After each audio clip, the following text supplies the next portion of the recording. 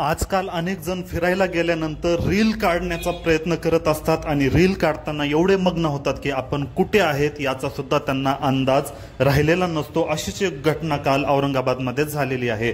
23 वर्षाची श्वेता दीपक सुरवसे वय 23 वर्ष ही आपल्या मित्रासोबत खुलताबाद येथील शुलिबंजन दत्त मंदिराच्या परिसरामध्ये गेली असताना तिथे ते रील शूट करत होते आणि त्याच दरम्यान गाडी रिव्हर्स घेताना ब्रेकच्या ऐवजी एक्सलेटरवर पाय दाबल्यामुळे गाडी चक्क दरीत जाऊन कोसळली आणि तिचा जागीच मृत्यू झाला। ही मुलगी छत्रपती संभाजीनगर मधील हनुमान नगर येथे राहत होती।